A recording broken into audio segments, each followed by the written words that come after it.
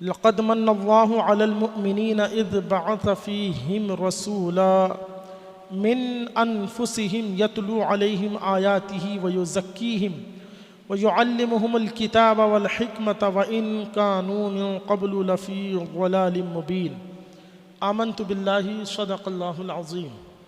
درود پاک پڑھیں. اللہم صلی علی سیدنا مولانا محمد و بارک وسلم.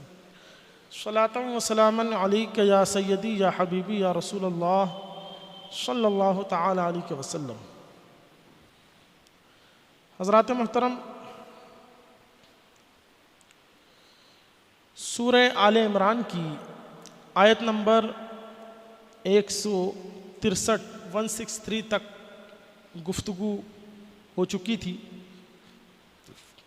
آج آیت نمبر 164 پر گفتگو ہے، اور اگلا جو مہینہ میلاد النبی کا آ رہا ہے، یہ سمجھ لیجئے کہ اسی کا ذکر اس میں موجود ہے. لوگ کہتے ہیں کہ سرکار کا جو میلاد ہے اس کا ذکر قرآن میں کہاں ہے، حدیث میں کہاں ہے.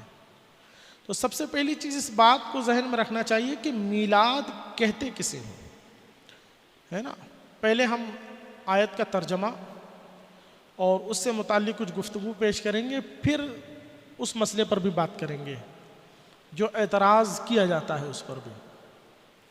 قرآن کریم میں اللہ نے فرمایا لقد من اللہ علی المؤمنین اذ بعث فیہم رسولا، بے شک اللہ کا بڑا احسان ہوا مسلمانوں پر کہ انہی میں سے ایک رسول بھیجا جو ان پر اس کی آیتیں پڑھتا ہے. رسول اللہ صلی اللہ علیہ وسلم لوگوں کو قرآن سناتے ہیں، اللہ کا پیغام بتاتے ہیں. اب دیکھیں رسول کا مقام کتنا اعلیٰ ہے کہ اللہ نے اپنے محبوب کی ایک صفت اور بیان فرمائی، وَيُزَكِّيهِمْ، اور انہیں پاک کرتا ہے. یہ رسول کی شان ہے کہ رسول لوگوں کو گناہوں سے، گمراہی سے، جہالت کے اندھیرے سے پاک کرتا ہے اور نور ہدایت کی طرف لے کر کے آتا ہے. تو یہ مقام اللہ نے اپنے محبوب کا بیان فرمایا. آگے ارشاد فرمایا وَيُعَلِّمُهُمُ الْكِتَابَ وَالْحِكْمَةَ، اور انہیں کتاب و حکمت سکھاتا ہے. وَإِن كَانُوا مِن قَبْلُ لَفِي ضَلَالٍ مُبِينٍ، اور وہ ضرور اس سے پہلے کھلی گمراہی میں تھے. لوگ جو تھے وہ گمراہی کی زندگی ہی میں جی رہے تھے. اللہ رب العزت نے احسان فرمایا اور آخری نبی جناب محمد الرسول اللہ صلی اللہ تعالی علیہ وسلم کو دنیا میں مبعوث فرمایا.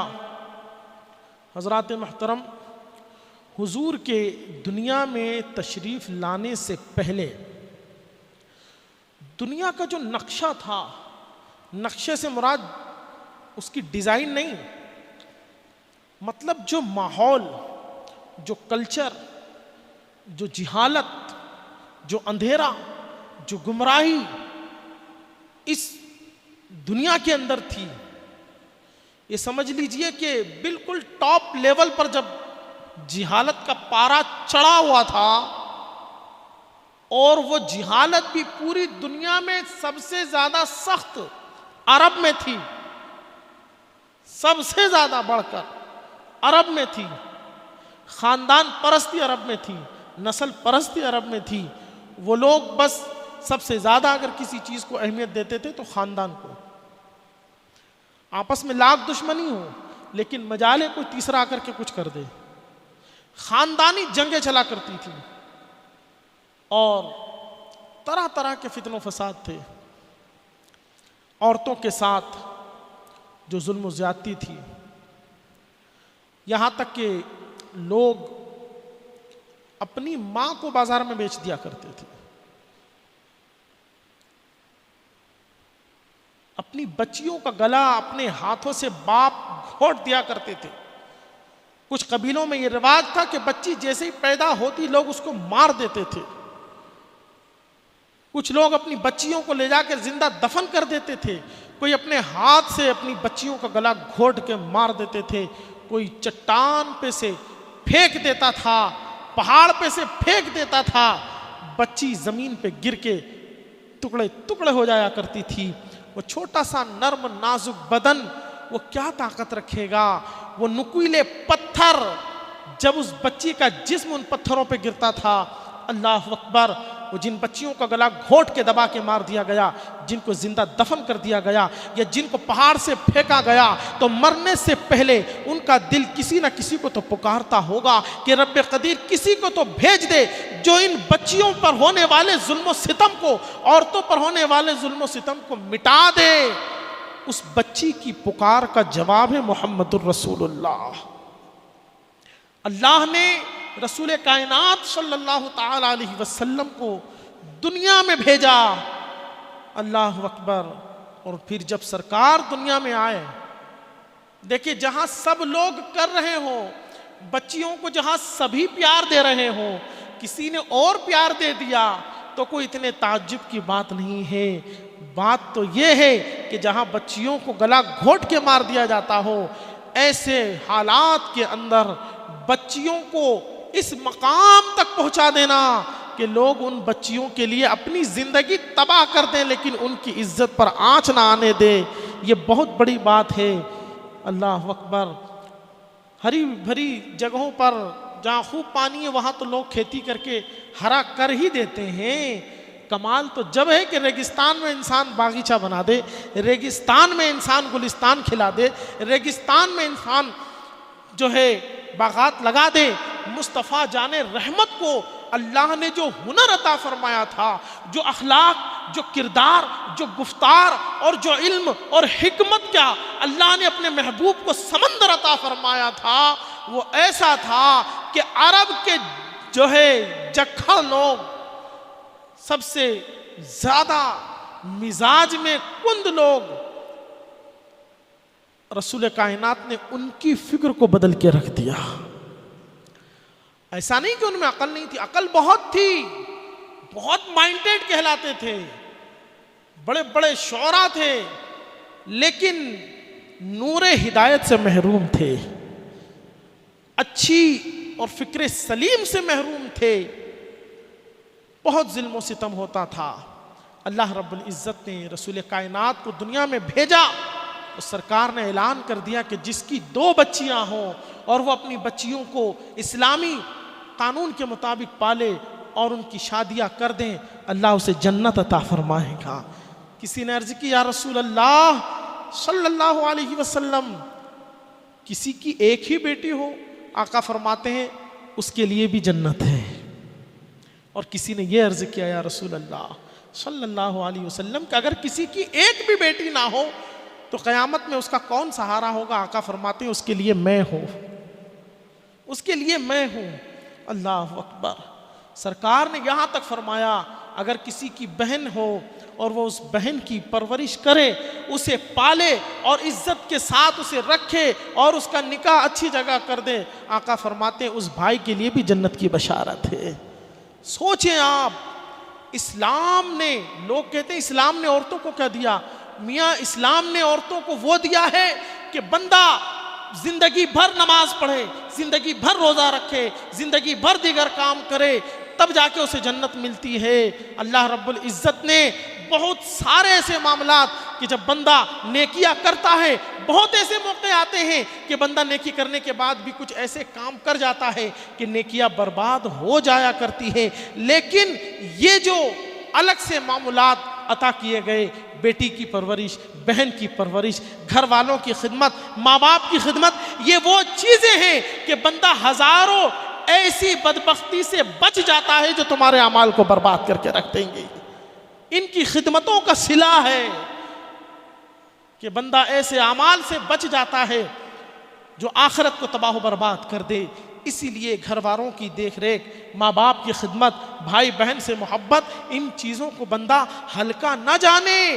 یہ وہ نعمتیں ہیں، اللہ اکبر اللہ اکبر، کہ رسول کائنات صلی اللہ علیہ وسلم نے بچیوں کو، عورتوں کو اتنا مقام عطا فرما دیا کہ اللہ کے رسول نے کہہ دیا کہ جو ان کے ساتھ اچھا سلوک کرے گا اللہ اسے جنت عطا فرما دے گا۔ ارے پوری زندگی ہماری کس کے لیے ہے بھیا؟ حرام سے بچنا کس لیے؟ حلال اختیار کرنا کس لیے؟ مصیبت میں جانا کس لیے؟ دھوپ میں محنت کرنا کس لیے؟ ہر چیز کی پابندی کرنا کس لیے؟ مال کی قربانی دینا کس لیے؟ صرف اس لیے کہ مولا بخش دے اور جنت عطا فرما دے۔ اللہ رب العزت نے بیٹیوں کی اچھی پرورش پر وہ انعام عطا فرما دیا۔ تو آپ بچیوں کا مقام، لڑکیوں کا مقام دیکھیں۔ وہ عورتیں، وہ لڑکیاں جن کے دماغوں میں آج طرح طرح کے فطور دشمنان دین ڈال رہے ہیں کہ ہمیں قید کر دیا گیا، ہمیں یہ کر دیا، ہمیں وہ کر دیا۔ اللہ اکبر اللہ اکبر۔ انہیں سوچنا چاہیے کہ تم پہلے اپنی تاریخ، اپنی ہسٹری، اپنے اتہاس کو دیکھو کہ تمہارے ساتھ سلوک کیا ہوا کرتے تھے۔ اور صرف عرب میں نہیں، یہ حالات بچیوں کے ساتھ تو پوری دنیا میں تھے، لیکن اللہ کے محبوب صلی اللہ علیہ وسلم کو رب نے دنیا میں بھیج دیا تو جتنے مظلوم تھے ہر مظلوم کا سہارا مصطفیٰ جان رحمت بن گئے، بیواؤں کا سہارا مصطفیٰ جان رحمت بن گئے۔ یتیموں کا حال کیا ہوتا تھا؟ ادھر باپ مرا، یتیموں کا سارا مال کھا گئے، چاچا ہی کھا گیا، وہ کھا گیا، یہ کھا گیا۔ آج الحمدللہ سرکار نے ایک ایسا اصول، ایک ایسا قانون لوگوں کو دیا ہے کہ لوگ ایک دوسرے کو بولتے ہیں کہ نہیں یہ اس کا حق ہے، تجھے دینا پڑے گا۔ یہ جو جرأت انسان کے اندر آئی ہے، ایک بھائی دوسرے بھائی کو کہتا ہے، ایک بہن اپنے دوسرے رشتہ داروں کو جو سب لوگ کہتے ہیں، یہ جو معاشرہ سرکار نے قانون بنایا ہے۔ ورنہ پہلے تو کوئی کسی کا کچھ بھی کھا جائے کوئی بولتا بھی نہیں تھا، اس کو برا بھی نہیں سمجھتا تھا۔ برا اس لیے نہیں سمجھتا تھا کہ ہمیں بھی تو کہیں نہ کہیں سے دبانا ہے۔ آج ہم اگر کسی کے بیچ میں بولیں گے تو پھر کل کوئی بھی ہمیں بولے گا۔ تو سرکار دو عالم صلی اللہ علیہ وسلم نے دنیا کے جو نقشے کو بدل کے رکھ دیا اور دنیا کی فکر کو تبدیل کر کے رکھ دیا۔ آپ سوچیں کہ اتنی بڑی جہالت جو عالمی طور پر پوری دنیا کے اندر پھیلی ہوئی ہو، اس جہالت کو مٹانے کے لیے اللہ نے پوری فوج نہیں، ایک مصطفیٰ جان رحمت کو پیدا فرمایا۔ اور پھر مصطفیٰ جان رحمت نے جو وہ چراغ روشن کیے ہیں، جو اس نور مصطفیٰ سے منسلک ہو گیا، تو جو پہلے کچھ اور کہلاتے تھے، پہلے گمراہی کے دلدل میں تھے، لیکن اللہ اکبر حضور سے منسلک ہوئے تو پھر وہ بھی نور ہدایت بن گئے۔ جو ان سے منسلک ہوتا وہ جس خطے میں چلے جاتے اس خطے میں امن ہی امن قائم ہو جاتا۔ تو قرآن کریم کے اندر اللہ رب العزت نے اپنے پیارے محبوب صلی اللہ تعالی علیہ وسلم کی ولادت کا ذکر فرمایا ہے۔ اب آپ دیکھیں لوگ میلاد النبی منانا کیا ہے، میلاد النبی منانا کیا ہے؟ قرآن میں کہا، حدیث میں کہا۔ میاں سب سے پہلے میلاد النبی کا مطلب سمجھیں۔ میلاد النبی کا معنی ہے سرکار کی میلاد، سرکار کی پیدائش کا ذکر۔ تو سرکار کی پیدائش کا ذکر تو قرآن میں ہے، حدیث میں ہے، حضور نے کیا، صحابہ نے کیا۔ ارے سرکار کو دنیا میں جب اللہ نے بھیجا تو سرکار نے یہی تو اعلان کیا کہ میں اللہ کا رسول ہوں، آخری نبی ہوں۔ یہی تو میلاد النبی ہے، یہی تو میلاد النبی ہے۔ میلاد النبی کی حقیقت یہ ہے، مثال سے سمجھیں، جیسے شادی کی حقیقت کیا ہے؟ لڑکا ہو، لڑکی ہو، نکاح ہو، یہی ہے نا شادی کی حقیقت۔ یہ بتائیں اگر اس میں ہلدی نہ لگائیں تو نکاح ہو جائے گا کہ نہیں ہوگا؟ ہو جائے گا نا۔ مہندی نہ لگائے تو ہو جائے گا، نئے کپڑے نہ ہو تو ہو جائے گا، لائٹ نہ لگائے تو ہو جائے گا، شامیانہ نہ لگائے تو ہو جائے گا، ہزاروں لوگوں کی دعوت نہ کرے تو ہو جائے گا۔ سبحان اللہ۔ پتہ کیا چلا؟ شادی نام ہے نکاح کا، شادی نام ہے نکاح کا۔ دولہا ہو، دلہن ہو، ایجاب و قبول ہو، خطبہ ہو، جو شرعی طریقہ ہے وہ ہو۔ تو ایسے ہی میلاد النبی نام ہے مصطفیٰ کے ذکر کا. شامیانہ نہ ہو تب بھی میلاد النبی ہے, لائٹیں نہ ہو تب بھی میلاد النبی ہے, سجاوٹ نہ ہو تب بھی میلاد النبی ہے. میلاد النبی نام ہے سرکار کی پیدائش کے ذکر کو کرنے کا. اکیلے کرو گے تب بھی مصطفیٰ کا ذکر اور میلاد پایا جائے گا, 10 اور 100 اور 1000 اور لاکھ بھی کرو گے تب بھی مصطفیٰ کا ذکر پایا جائے گا. تو یاد رکھیں, ہاں یہ بات الگ ہے کہ عرف میں جن چیزوں کو تعظیم سمجھا جاتا ہے ان تعظیم کی چیزوں کو لوگ اس کے اندر شامل کر لیتے ہیں تاکہ اس ذکر کی محفل کی عزت اور شان و شوکت دنیا پر ظاہر ہو جائے. ہاں اگر کوئی ناجائز چیز اس کے اندر جوڑ دی جاتی ہے تو اس ناجائز چیز کو ہٹایا جائے گا. جیسے شادی کے اندر ناچ گانا شراب بے حیائی بے پردگی اگر گھس جاتی ہے تو شادی کو حرام اور نکاح کو ناجائز نہیں کہا جاتا, ان چیزوں کو ناجائز کہا جاتا ہے اور کہا یہ جاتا ہے کہ ان چیزوں کو ہٹاؤ. تو ایسے ہی اگر میلاد النبی کے اندر کوئی خرافات کو شامل کر دے تو یہ نہیں کہیں گے کہ میلاد النبی حرام ہے, یہ کہا جائے گا یہ جو ناجائز کام کیا ہے یہ حرام ہے, اسے دور ہٹاؤ, اسے بھگاؤ, ذکر مصطفیٰ تو کرتے رہو. جس طرح سے شادی میں بے حیائی جوا شراب سٹا اگر ہو رہا ہے تو انہیں دور کیا جائے گا, نکاح سے منع نہیں کیا جائے گا. مسئلہ سمجھ میں آیا آپ کے؟ تو یہ ہے. کوئی پوچھے میلاد النبی کیا ہے؟ میلاد النبی نام ہے سرکار کی پیدائش کا ذکر کرنا. اللہ نے نبی بھیجا, کس شان کے ساتھ بھیجا, کیا مقام عطا فرمایا, کیا خوبی عطا فرمائی, کیا عظمت عطا فرمائی. سنیں آپ, علامہ اسماعیل حقی رحمۃ اللہ تعالی علیہ اسی آیت کریمہ کی تفسیر میں لکھتے ہیں کہ حضور علیہ الصلوۃ والسلام سرکش اور بیوقوف قوم میں مبعوث ہوئے. یعنی قوم کا حال یہ تھا کہ نہایت اجٹ قسم کے لوگ, لیکن آپ نے اپنی قوت نبوی سے ہر سرکشی کو, ہر بدبختی کو توڑا, بلکہ آپ کی ولادت مبارک کے وقت ہی تمام کے تمام بت منہ کے بل گر گئے, منہ کے بل گرے, اور کسرا کا محل ٹوٹا اور اس کے 14 کنگورے گرے. اب دیکھیں جو 14 کنگورے اس کے بڑے بڑے بنے ہوئے جو گرے, فرماتے ہیں اس میں اشارہ اس طرف تھا کہ کسرا کے بعد اس علاقے پر اسلام کا قبضہ کرنے تک صرف 14 بادشاہ ہوں گے, صرف 14 بادشاہ ہوں گے اور وہی بادشاہی کریں گے. اور آپ کی ولادت کی برکت سے فارس کی آگ بجھ گئی. یعنی 14 بادشاہ بادشاہت کریں گے, اس کے بعد پھر اسلام کا جھنڈا لہرائے گا. فارس کی آگ بجھ گئی.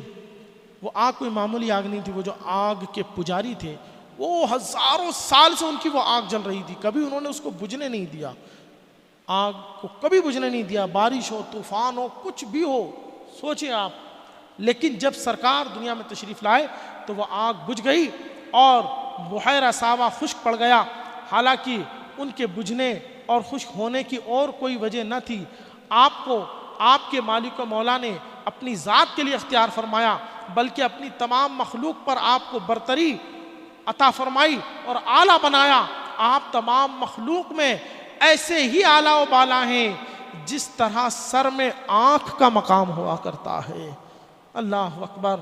اور فرمایا آپ کے قیمتی دور کی مثال ایسے ہی ہے جیسے مہینے کے ایام تشریق, اور آپ کی زندگی کی راتیں شادی کی راتوں جیسی ہیں. خود قریش تعجب میں تھے کہ آپ کو فقر و فاقہ اور افلاس کے باوجود, قریش دیکھتے تھے نا کہ ان کے گھر کا حال تو ہم نے اپنی آنکھوں سے دیکھا ہے کہ ان کے پاس کھانے کو نہیں ہوتا تھا, ان کے پاس اچھا لباس نہیں ہوتا تھا, لباسوں میں پیوند ہوتے تھے, کئی کئی دنوں میں لباس بدلتے تھے. اللہ اللہ. قریش بھی حیران تھے کہ یہ ہم اپنی آنکھوں سے دیکھتے تھے یہ کیا تھے, لیکن آج کیا بن گئے ہیں. اللہ اکبر. یہ اللہ کی شان ہے کہ اللہ اپنے نبی کو جو مقام عطا فرماتا ہے. حضرت سیدہ عائشہ صدیقہ رضی اللہ تعالی عنہا سے مروی ہے کہ حضور علیہ الصلوۃ والسلام نے فرمایا کہ میرے ہاں حضرت جبریل حاضر تھے, اور جبریل نے بارگاہ رسالت میں آ کے عرض کی یا رسول اللہ صلی اللہ علیہ وسلم قلبت مشارق الارض ومغاربها فلم اجد رجلا افضل من محمد. یا رسول اللہ صلی اللہ علیہ وسلم میں نے زمین و آسمان کے سارے طبق دیکھے ہیں, الٹ پلٹ کے دیکھے ہیں, لیکن میں نے آپ سے زیادہ افضل کسی کو نہیں پایا, آپ سے زیادہ افضل کسی کو نہیں پایا. اعلیٰ حضرت امام اہل سنت نے جس کی ترجمانی کی کہ یہی بولے سدرہ والے چمنے جہاں کے تھالے سبھی میں نے چھان ڈالے, تیرے پائے کا نہ پایا تجھے یک نے یک بنایا, تجھے حمد ہے خدایا, تجھے حمد ہے خدایا. کہ مصطفیٰ جان رحمت صلی اللہ تعالی علیہ وسلم کو اللہ نے سب سے نرالی شان عطا فرمائی. آخری گفتگو سنیں. جناب عبد المطلب انہوں نے سرکار کی پیدائش سے پہلے ایک خواب دیکھا. دیکھیں تفسیر کے اندر اس آیت کی تفسیر میں یہ تمام باتیں لکھی ہوئی ہیں کہ حضور علیہ السلام کے دادا ایک رات خواب سے گھبرا کر اٹھے اور چل پڑے. حضرت عباس فرماتے ہیں کہ میں ان کے پیچھے ہو لیا تاکہ معلوم کروں کہ کیا کر کیا رہے ہیں, جا کہاں رہے ہیں, اور میں اس وقت باتوں کو سمجھ سکتا تھا, اتنا میرے اندر شعور تھا. حضرت عبد المطلب قریش کے کاہنوں کے ہاتھ تشریف لے گئے, وہ جو لوگوں کے ہاتھ دیکھتے تھے, لوگوں کے خوابوں کی تعبیریں بتاتے تھے. تو عبد المطلب ان کے پاس گئے اور فرمایا کہ میں نے خواب میں ایک لٹکتی ہوئی زنجیر دیکھی ہے جو کہ میری پیٹھ سے نکلی, اور 4 کنارے اس زنجیر کے تھے, ایک کنارہ مشرق میں, دوسرا مغرب میں, تیسرا آسمان میں, چوتھا تحت الثری تک پہنچ چکا تھا. میں دیکھ رہا تھا کہ پھر وہ زنجیر ایک درخت بن گئی جس سے نور چمکنے لگا. میں اس حالت میں تھا کہ میرے ہاں میں نے دیکھا کہ 2 بزرگ تشریف لائے.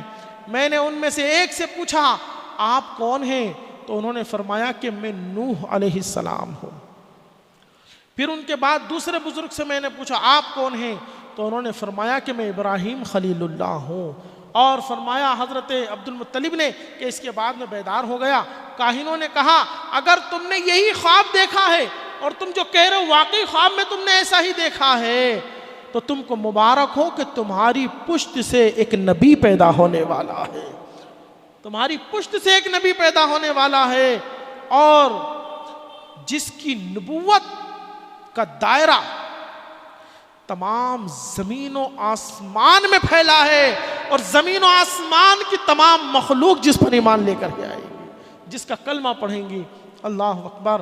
فرمایا وہ زنجیر پھیلنے میں یہ اشارہ ہے کہ آپ کے تابعدار اور غلام ان گنت ہوں گے اور آپس میں اتنا متحد اور متفق ہوں گے کہ جس طرح زنجیر کا ٹوٹنا مشکل ہے ایسے ہی ان کا مختلف اور الگ الگ ہونا مشکل ہے.